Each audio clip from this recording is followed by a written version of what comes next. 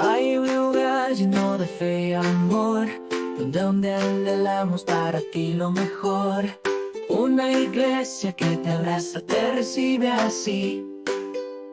Anhelo su presencia, ven y sé feliz. Queremos que creces y seas bendecido. Hacemos la voluntad de nuestro Dios. Bueno, vamos a la palabra. Tenemos un tiempo muy especial de palabra. ¿Cuántos quieren ser bendecidos y edificados por la palabra del Señor?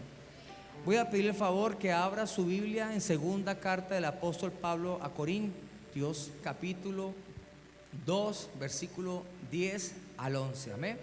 ¿Cuánto lo tenemos? Bueno, vamos a leerla.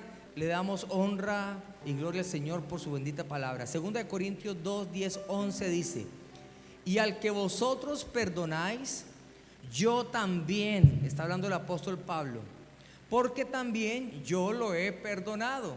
Si algo he perdonado, por vosotros lo he hecho en presencia de Cristo. Versículo 11: para que Satanás no gane ventaja alguna sobre nosotros, pues no ignoramos sus maquinaciones. Vamos a repetir juntos el versículo 11: para que Satanás no gane ventaja alguna sobre nosotros, pues no ignoramos sus maquinaciones. Cierre sus ojitos, por favor. Padre, en esta mañana, Señor, te damos gracias por darnos la oportunidad de estar en tu casa, Señor. De verdad es un privilegio y es un honor, bendito Rey.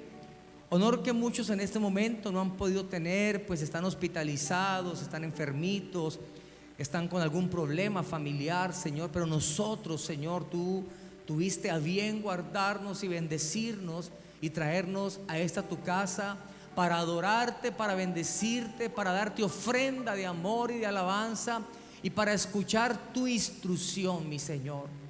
Como lo decía nuestro hermano Miguel, poderoso Dios, la labor ministerial del pastor, Señor, es guiar al pueblo hacia tu presencia, Señor, a través del conocimiento de la palabra, Señor. Y tú has levantado pastores, apóstoles, evangelistas, como lo son los gedeones, para ir de lugar en lugar sembrando la palabra, dejando la semilla, y esa semilla producirá, Señor, como tu misma palabra lo dice, al 100, al 70, al 60, conforme al corazón donde caiga esa semilla, Señor amado. Pero nosotros como iglesia local nos has dado el honor de preparar a tu pueblo, Señor, para que nos sostengamos en este caminar en la fe hasta que tú vengas por nosotros o hasta que nos llames a tu presencia, Señor. Padre, por eso honramos tu palabra, declaramos que somos lo que ella dice que somos, que tenemos lo que ella dice que tenemos. No viviremos más de las palabras que salen del mundo de Satanás y de nuestra carne. Solo viviremos y solo viviremos de la poderosa palabra que sale de la boca de Dios en Cristo Jesús. Amén y amén. Y démosle un aplauso a la bendita palabra del Señor. Amén. Tome asiento, por favor. Para que Satanás no gane alguna ventaja sobre nosotros, pues no ignoramos sus maquinaciones. Miren, mis amados, usted y yo debemos de entender, de comprender, de tener los pies sobre la tierra y de saber que el hecho de que seamos cristianos verdaderos, estoy hablando de verdaderos cristianos, de hombres y mujeres de fe, hombres y mujeres que hemos entregado nuestra vida a Jesucristo a pesar de nuestros errores, imperfecciones, pero que somos salvos por la fe a través de Jesucristo. No estamos exentos de vivir situaciones difíciles, no estamos exentos de pasar por problemas o por desiertos. A veces son necesarios, en otras veces son consecuencia de comportamientos necios, y muchas otras de esas situaciones que vivimos, por cuanto somos verdaderos creyentes, son instrumentos que Dios usa para formarnos, para madurarnos y para hacer de nosotros personas muy especiales y que podamos bendecir a otras personas. ¿Cuántos dicen amén? Pero tampoco podemos desconocer que tenemos un enemigo y que ese enemigo es real, y que quizás la mentira más grande que el mismo enemigo, estoy hablando de Satanás, ha logrado hacer creer aún a muchos dentro de las iglesias cristianas es pensar que Satanás no existe, que es una invención filosófica, un pensamiento del ser humano para generar temor. Así que yo quisiera que usted y yo tuviéramos muy presentes que la Biblia sí me habla de Satanás. Y en esta mañana no voy a hacer una apología de Satanás, ni mucho menos, pero quiero decirles y recordarles lo que la Escritura dice, que él anda como león rugiente buscando a quien devorar. Y cuando yo preparaba esta palabra, se me venía a mi mente como cuando uno está jugando ajedrez, varón. ¿Cuántos juegan ajedrez acá? ¿Nadie? Bueno, entonces parqués. Bajémoslo a otro nivel. ¿Cuántos juegan parqués? Ah, bueno, ahora sí. Entonces, cuando uno juega parqués, pues cuando uno juega con personas honestas, no hay ningún problema. Uno corre y no hay ningún problema. Pero cuando uno juega con personas que son deshonestas, usted no puede descuidarse. Porque a mí me ha pasado por chance que a veces uno juega, bueno, hace mucho tiempo que no juego, pero cuando juega con la familia, uno molestando o con algún amigo, y usted medio se descuida y cuando usted ve, le corren la ficha, ¿cierto? O cuando un momento usted está acá, cuando es que ya está por allá en otro seguro y dice, pero ¿allá qué horas? Dice, no, yo no sé. Igual es cuando uno está jugando ajedrez, uno tiene que estar pendiente del movimiento, porque si uno se descuida, si el otro es tramposo, pues sencillamente coge ese movimiento con el peón, con el alfil, con el rey y lo deja uno en jaque mate. Eso es lo que ocurre en el mundo espiritual. Dios nos llama a que seamos personas sensatas y que estemos muy apercibidos a las acechanzas de Satanás, porque él de una o de otra manera, él está pendiente, muy atento a los verdaderos cristianos para ver el momento en que le cedemos un campito y él pueda entrar y pueda dañar. No hay ningún problema con el pecador o el que nunca, o el que no se arrepiente, pues ya está en las manos del enemigo, ¿cierto? Pero cuando somos conocedores de la palabra y hemos entregado nuestra vida a Jesucristo, nos convertimos, siempre lo hemos dicho, en una frase que usamos comúnmente en el ejército, nos convertimos objetivo militar. Así es que de una u otra manera el enemigo trata de poner cascaritas. Por eso la Escritura nos dice en Santiago que cuando alguno es tentado, pues no diga que es tentado de parte de Dios, sino que es tentado de su propia concupiscencia. Tentación es dejarme seducir en mi carne por algo que en otro tiempo le agradaba, le satisfacía, o que aún mi carne se satisface, pero darle riendas sueltas a mi carne. Cuando eso ocurre, Satanás está ahí. Es mi concupiscencia, pero Satanás está ahí diciéndole, hágale tranquilo, nadie lo está viendo. Tranquilo, vaya a ese motel que yo sé que no va a ir ningún Gedeón, nadie va a ir a llevar la Biblia. Y comienza a hablarle y hablarle con el ánimo de que la persona caiga, de que peque. Entonces, entendiendo esto, que es lo que dice Juan capítulo 10, versículo 10, no se nos puede olvidar que el diablo vino para matar, dañar, destruir, para robarnos.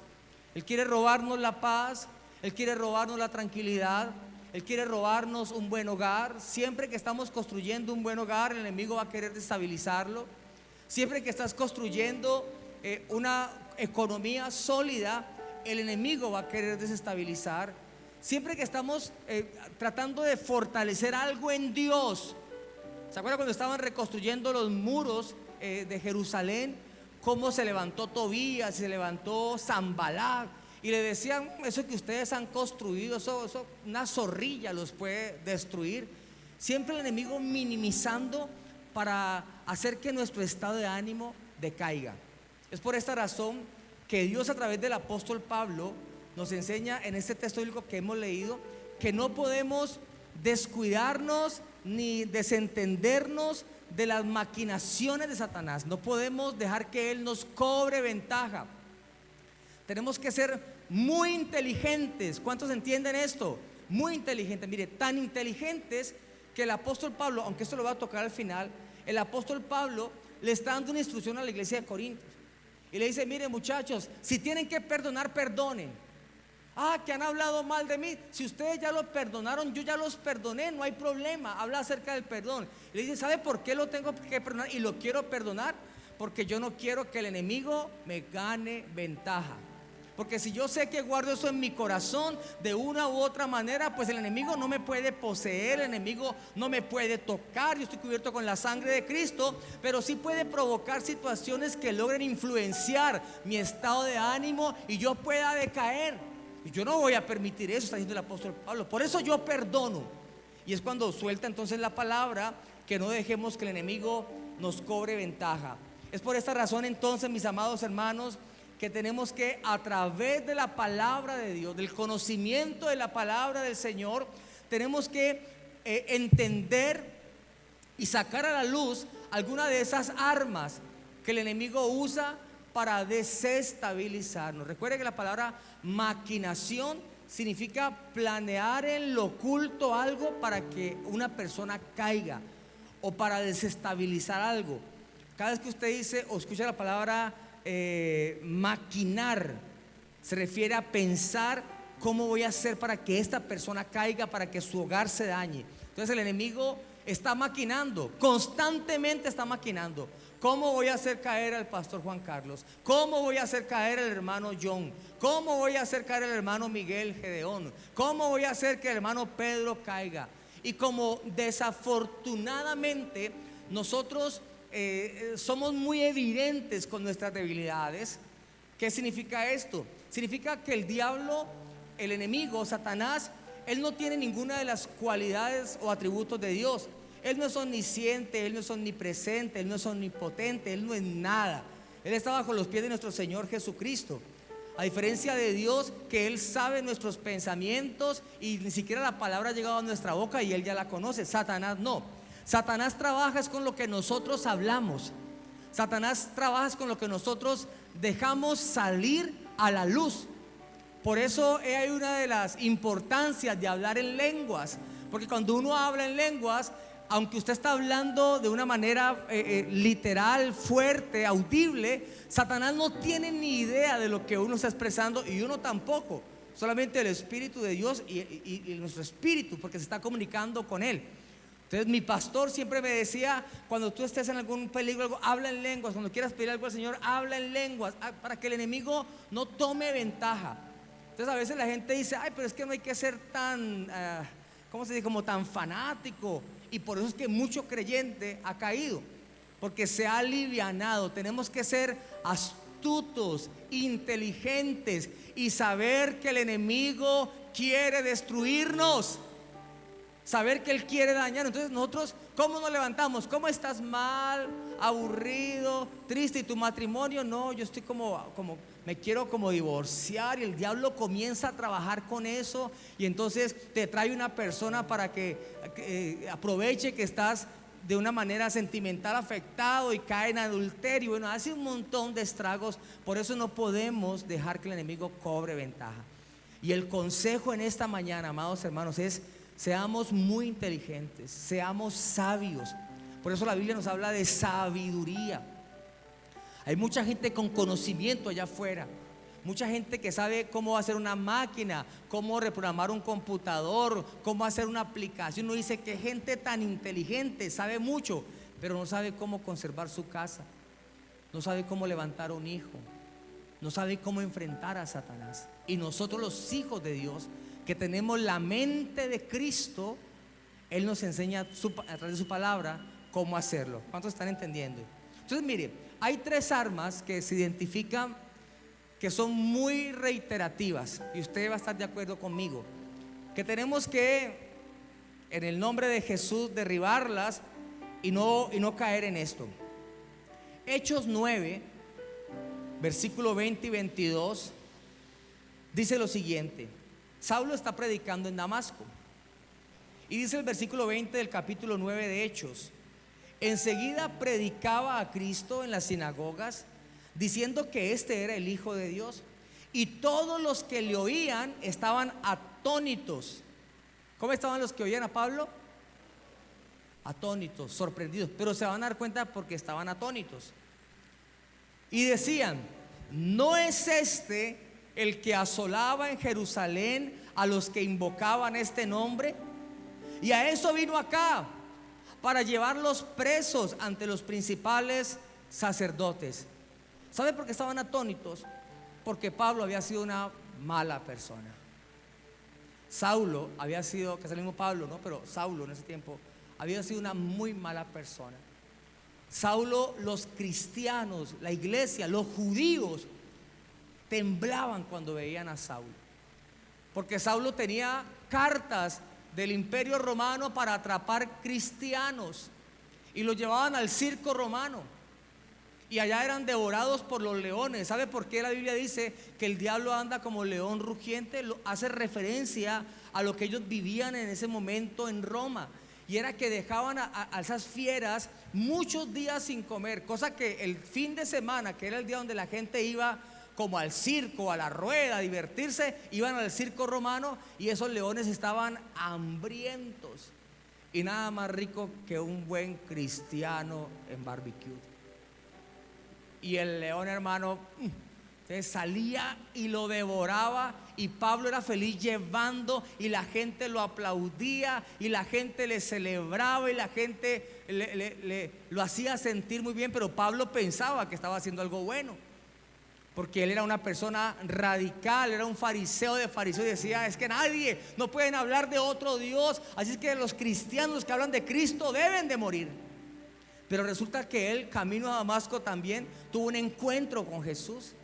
Usted sabe que él queda ciego y dice que Dios le habla y dice: Saulo, Saulo, ¿por qué me persigues? Increíble que Dios mismo le hable a uno así. ¿Por qué me persigues?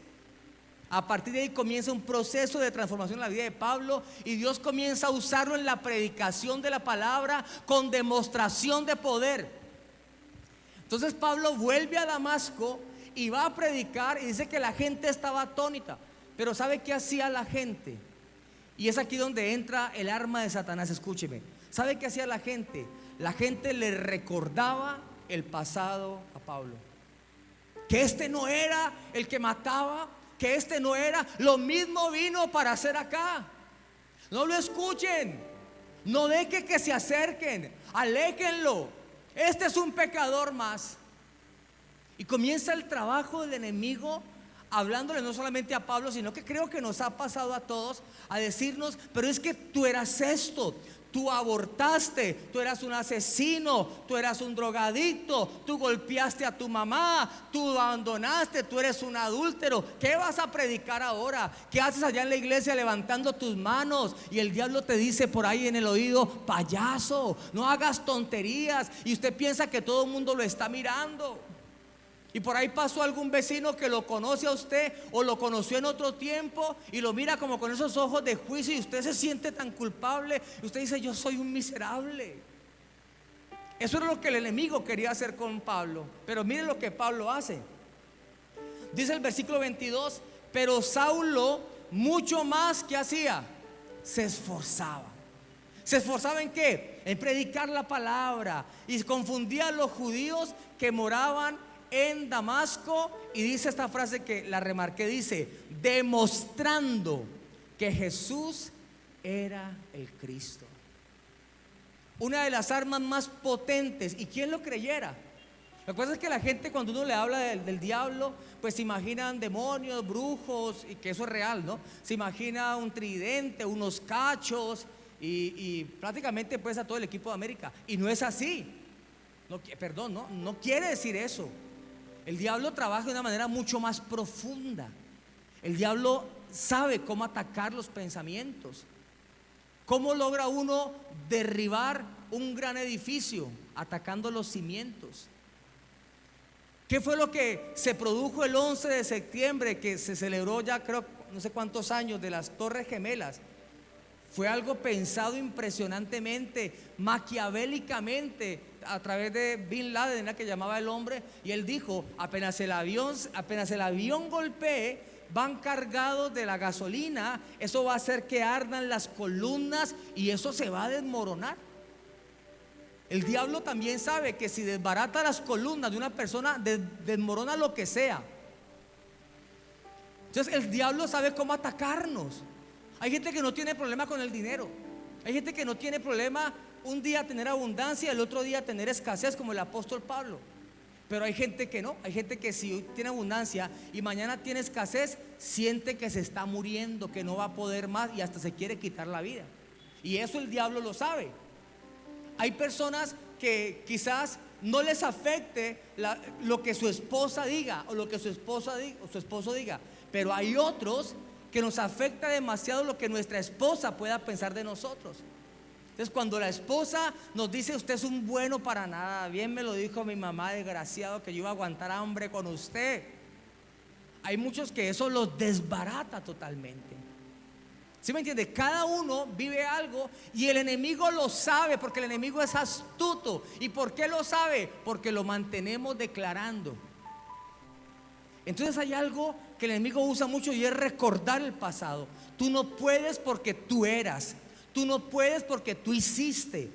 Dios no te puede usar a ti, porque Dios solamente usa a una clase de personas y eso es irreal. La escritura dice que de lo más vil y menospreciado. Por eso Dios usó tanta gente en las sagradas escrituras, desde reyes, pastores, cobradores de impuestos, toda clase de personas las usó para demostrar que para Él todos somos especiales en sus manos. ¿Cuántos dicen amén?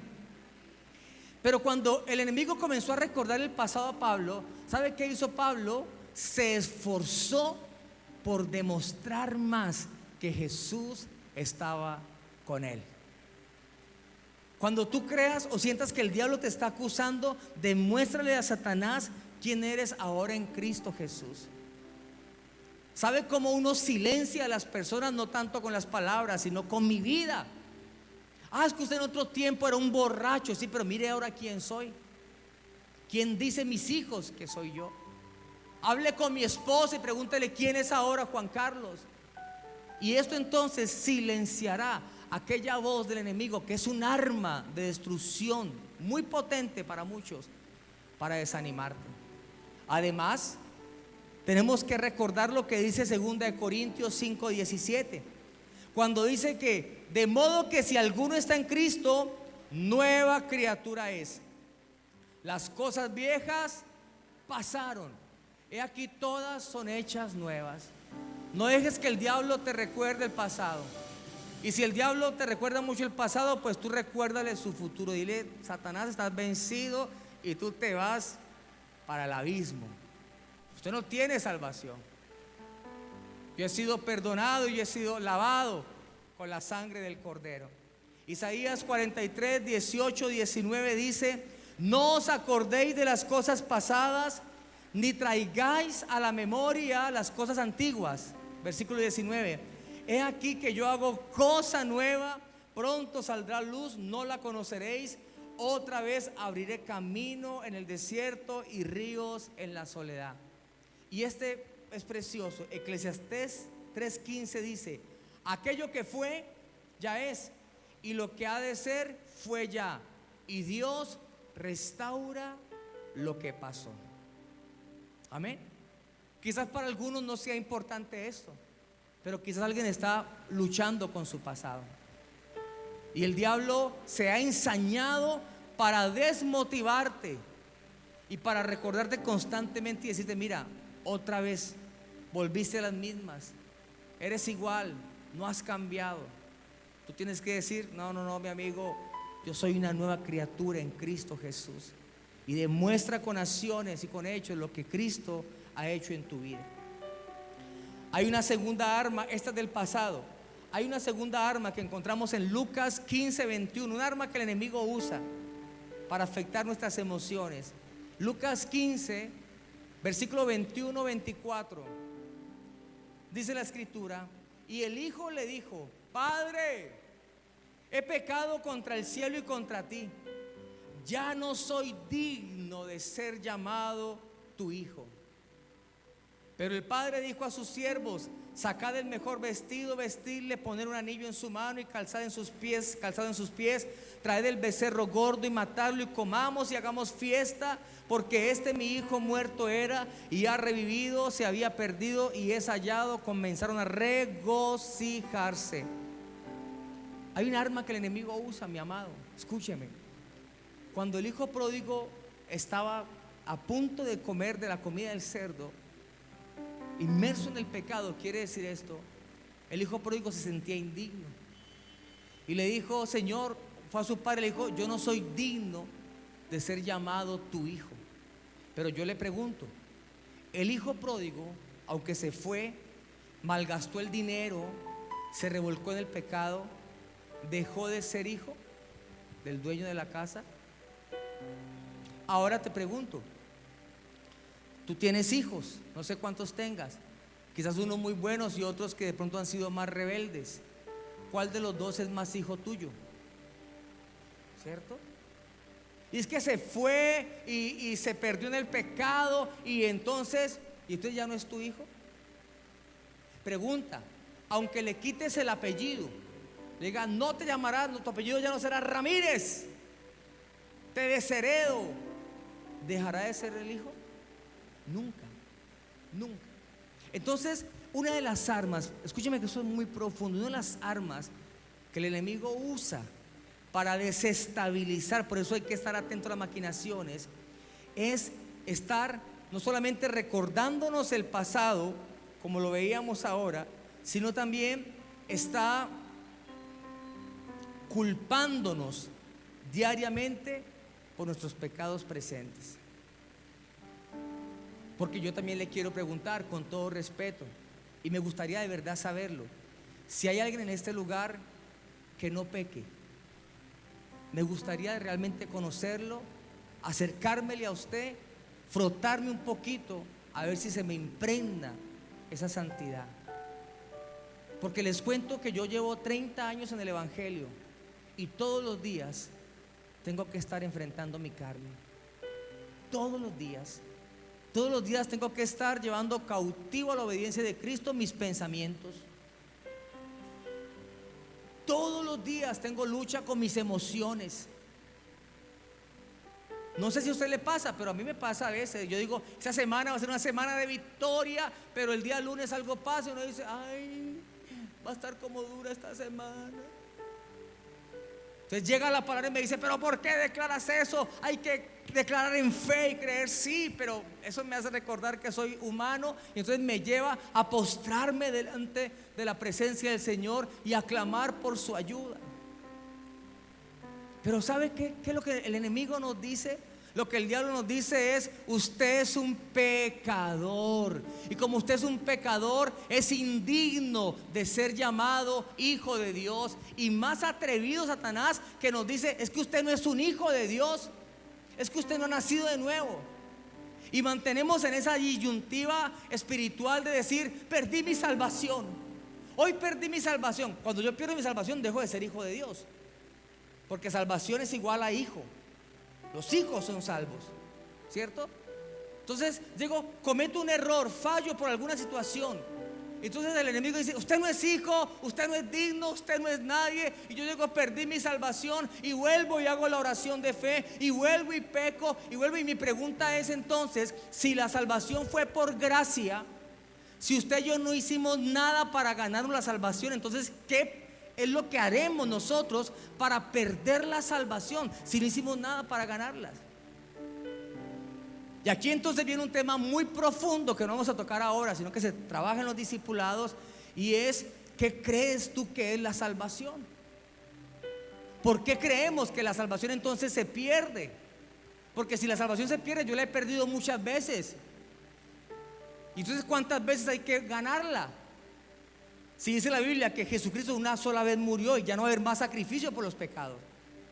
Una vez que yo recibo la gracia de Jesús, entiéndame, una vez que yo acepto a Jesús como mi Señor y Salvador, soy salvo, y al ser salvo soy hijo. Y puede que en mi camino yo falle, peque, comete un error. Ahora, yo no estoy hablando del que peca deliberadamente, yo no estoy hablando del que se deleita en el pecado, yo no estoy hablando del adúltero que es feliz en su adulterio. Yo estoy hablando de aquel que comete un error y se arrepiente, pues la Biblia dice que todo el que se arrepiente alcanza misericordia. Yo estoy hablando del hijo que por un momento se salió de casa, pero que cuando vuelva seguirá siendo hijo de Dios. Entonces el enemigo siempre te va a recordar, y tenga muy presente esto, hermano, y los servidores y los líderes y los que nos puedan escuchar, siempre el enemigo te va a decir, Dios no te va a usar porque tú eres un pecador. ¿Y por qué? Porque ayer tuviste malos pensamientos, porque ayer te enojaste, porque ayer le deseaste el mal a tu prójimo, porque ayer dijiste una mentirita. Y entonces mentira grande, mentira chica, es pecado delante de Dios, te condenaste. Y estamos en un mundo donde cada uno establece un juicio y establece entonces quién se condena y quién se salva, cuando lo que la Biblia dice es clara: todo aquel que recibe a Jesús como Padre, como Señor y Salvador, será salvo, alcanza misericordia, sus pecados son perdonados. ¿Cuántos entienden esto? Por eso la misma Biblia dice en Efesios, hay que recordar esto, Efesios 2, 8, 9 dice: porque por gracia sois salvos por medio de la fe, y esto no de vosotros, pues es don de Dios. Eso es un regalo de Dios. Usted no es salvo y yo no soy salvo porque seamos buenas personas, hermano. Ninguno de los que estamos en este lugar somos salvos por buenas personas. Ni usted va a conservar su salvación siendo buena gente. Usted y yo somos salvos porque fue un regalo y nosotros recibimos ese regalo. No sé si me entiende. Ahora, la salvación no es tan fácil como la gente piensa. La gente piensa que solamente es una oración de fe y ya es salvo. No, hay mucha gente que viene a la iglesia, que repite una oración porque le piden el favor que lo haga, pero realmente Cristo no ha entrado en su corazón. Entonces después ven esas personas perdidas en trago, en vicio, y dicen: ay, perdió su salvación. No, es que no eran salvos, no eran hijos, no aceptaron la adopción de papá. Les gustaba, van a la iglesia, pero aún no han nacido de nuevo. ¿Entienden esto? Por eso tiene que decirle a Satanás: diablo mentiroso, yo fui perdonado por mi Señor Jesús en la cruz del Calvario. Él llevó mis pecados y, como lo dice Efesios, fui salvo por gracia, por medio de la fe. Además, primera de Juan 1:9 dice que si confesamos nuestros pecados, Él es fiel y justo para perdonar nuestros pecados. Podemos servir a Dios sin culpabilidad, mi hermano. Podemos servir a Dios. Créame, se lo digo con toda honestidad, porque hay personas que me dicen: pastor, es que yo todavía no quiero servir a Dios. Yo le digo: ¿por qué? Le digo: no me siento preparado. Yo le digo: ¿y qué es estar preparado? Enséñame, porque yo quiero también estar preparado. No, pues es no fallarle a Dios. Le digo: entonces nunca nadie va a servir a Dios, porque nadie está preparado, porque no sabemos mañana qué tenemos que enfrentar, porque no sabemos mañana cómo va a ser nuestra reacción frente a algo que ocurre. ¿Qué tal que el día de mañana se levante un enemigo o alguien y nos quiera golpear? Y entonces nosotros, ¿cómo reaccionamos frente a eso? ¿Nos postramos a orar o qué hacemos? ¿Salimos corriendo? ¿Nos defendemos? ¿Cuál es la reacción que tenemos que tener frente a eso? Yo tengo que tener una claridad que soy un hijo de Dios y que yo he nacido de nuevo, y que quizás como el hijo pródigo me he apartado. El apartarme trae consecuencias. El apartarme trae dolor. El pecado trae muerte. El pecado trae consecuencias, pero no me quita la posibilidad de ser hijo de Dios. No me la puede quitar. Entonces, como yo decirle a Sofía, a Sarita: usted es mi hija, pero mañana se portó mal, usted ya no es mi hija, lárguese de la casa. Y el otro: no, usted sí es mi hija. ¿Qué tiene que hacer Sofía y Sarita, mis hijas, para dejar de ser mis hijas? No hay nada que ellas puedan hacer, ¿sí o no?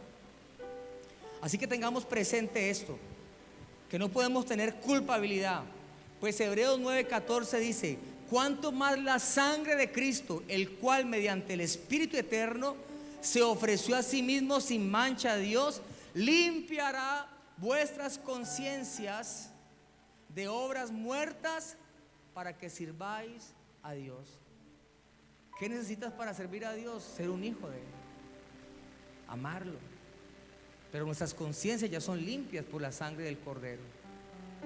La sangre del Cordero tiene poder. ¿Cuántos dicen amén? Y hay una tercera arma, y termino porque está haciendo ya mucho calor, y es esta. Este versículo yo nunca lo había leído, o no de esta manera. Mire, Amós 1:11, y solo leamos eso. Amós 1:11. Algunos dicen Amós, pero es Amós 1:11. Así ha dicho Jehová: por 3 pecados de Edom y por el cuarto no revocaré tu castigo, porque persiguió a espada a su hermano y violó todo afecto natural. Deténgase ahí. Cuando usted lee el capítulo 1 de Amós, se da cuenta que Dios está estableciendo juicios sobre naciones. Le dice: este juicio viene por esto, por esto y por esto. Este viene sobre ti por esto y por esto. Y aquí está estableciendo juicio sobre Edom. Y dice que por 3 pecados. Dice que no va a revocar el castigo. Y dice: porque persiguió a espada a su hermano, violó todo afecto natural, y en su furor le ha robado siempre. Y escuche esta: y perpetuamente ha guardado el rencor. ¿Sabe por qué Dios iba a establecer juicio sobre esa nación? Porque había guardado en su corazón, en ese precioso tesoro que es su corazón, una semilla de maldición, como lo es el rencor. Hermano, el corazón que Dios nos dio a nosotros es precioso. ¿Por qué dejamos que nuestro corazón acumule basura? ¿Por qué dejamos que este tesoro tan valioso que tenemos, que nadie nos lo puede afectar, si nosotros no lo permitimos, sea afectado? Por eso dice la Biblia que de toda cosa guardada, guarda tu corazón. Porque no hay nada más horrible que una persona con un corazón herido, con un corazón lastimado. Yo entiendo que en el caminar de la vida ocurren muchas cosas: infidelidades, maltratos, gritos, injusticias. Pero seamos inteligentes por un momento. ¿Qué hacemos nosotros cargando con ese peso que no podemos soportar, que nos está eliminando, nos está aniquilando? Una raíz de amargura, un resentimiento que no nos deja avanzar. Cuentan historia que habían 2 hombres, y entonces había una ancianita que tenía que cruzar el río. Y esa ancianita estaba muy adolorida y decía: ay, todo me duele. Y esos 2 hombres llegaron corriendo: venga, señora, vamos a ayudarla. Y dijo: bueno, pásenme al otro lado. Los 2 cargaron a la señora era bastante pesada. La cargan, llegan al otro lado, mayugados, golpeados también, porque esa señora se movía, el río golpeaba, mayugados. Y esa señora cogió, la bajaron y no dijo ni gracias, sino que se fue. A las 3 horas, uno de los amigos le dice al otro, le dice: uy, pero yo quedé, fue remaltratado, ¿no? Y para eso, que señora tan malagradecida, lo hubiéramos dejado que el río se la llevara. Uy, no, que señora tan malagradecida. Y el otro señor callado. A las 7 horas, uy, pero a mí todavía me duele la espalda de cargar a esa señora. Uy, pero lo que más rabia me da es que la señora malagradecida. ¿Viste que ni siquiera nos volteó a mirar? Ni una ofrendita nos dio. Y el hombre callado. Se acostaron, el otro día se levantaron y el uno amaneció amayugado, decía: pero me duele la espalda, la cola. Uy, no, vida tan desgraciada. ¿Por qué fue que se nos ocurrió cargar a esa viejita?, decía el otro. Hasta que se enojó y el otro callado, le dijo: pero diga algo, ¿usted qué? No dice nada. Dice: ¿yo acaso soy bobo? Yo hace rato, desde el día de ayer, solté a esa viejita. Yo ya la solté hace rato. ¿Qué la voy a cargar todavía más? Usted lleva cargándola todavía 2 días ahí, cargando resentimiento, cargando dolor. Mire, mi hermano, si usted me pregunta cómo hago, lo que pasa es que hay de cosas a cosas. A mí me han maltratado, de mí han hablado, han cometido injusticias, como quizás yo también he cometido injusticias. Y quizás usted ha vivido cosas peores, una violación, un abandono, cosas terribles. Pero ¿y qué podemos hacer frente a eso? Soltar. Porque cuando yo no suelto, yo mismo me estoy destruyendo. Y lo que pasa es que ocurre lo que nos enseña Hebreos 12:15, cuando dice: mirad bien, no sea que alguno deje de alcanzar la gracia de Dios, que brotando alguna raíz de amargura os estorbe y por ellos muchos sean contaminados. ¿Cuántos años llevas cargando ese resentimiento? Y tus hijos han venido creciendo viendo ese resentimiento, pudiendo disfrutarlos, pudiendo haber jugado con ellos, pudiendo haberlos abrazado. Pero algo que alguien provocó en nuestro corazón nos dañó el día, nos dañó el año, nos dañó todo. Y ahora las personas que nos rodean y que nos aman se ven afectadas por lo que otra persona provocó en mi corazón y yo permití. No sé cuántos entienden. Y entonces el que nada tiene que ver se ve afectado y me vuelvo un huraño, me vuelvo una persona amargada, me vuelvo una persona que no puede disfrutar la sencillez de la vida y las cosas hermosas. ¿Sabe usted? Ayer fui a un funeral. Ayer estuvimos enterrando al ex esposo de la hermana Nancy. Y yo daba unas palabras y yo le decía a la gente que estaba ahí reunida, le decía: mire, la vida es preciosa, pero es corta, disfrutémosla. Disfrutémosla. Como nos enseña el libro de Reyes en el capítulo 20, cuando viene la palabra del profeta Isaías sobre el rey Ezequías y le dice: mira, ordena tu casa porque vas a morir. Si todos supiéramos el día en que vamos a morir, sería maravilloso, porque entonces 1 o 2 años antes comenzaríamos a organizar y a dejar todo listo. Pero la muerte puede llegar en un momento menos esperado. Así como aquel hombre que decía entonces: oh, alégrate alma mía, mañana extenderemos esta tienda, compraremos este terreno, haremos esto. Y viene el ángel y le dice: necio, ¿qué planeas si esta noche vendrán por tu alma? Si yo no sé cuánto va a ser mi vida, ¿qué hago yo amargándome la vida? ¿Qué hago yo todavía pensando en ese dinero que un día alguien me robó? Ya ese dinero se perdió, mi hermano. Nuestro Dios es una fuente inagotable. Yo se los he dicho, yo he tenido clientes en mi empresa de distribución de productos naturales que no me pagan. Yo finalmente les digo: ¿sabe qué? Deje así. Yo prefiero mi paz interior. Eso que usted me está quitando, ese 1 o 2 millones, Dios me lo da por otra parte, y siempre ha sido así. Pero no, es que mejor dicho, vive Jehová en cuya presencia estoy, que o me paga o me dejo de llamar Juan Carlos. Y esto no se queda así, mejor dicho, yo me vengo porque me vengo. Y de verdad que va.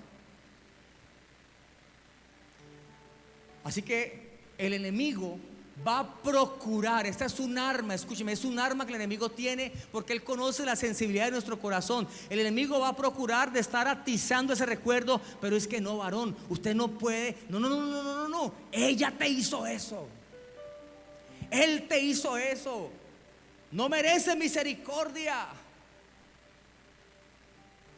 Y lo que tenemos que hacer es soltar en las manos de Dios y disfrutar lo que Dios nos ha dado.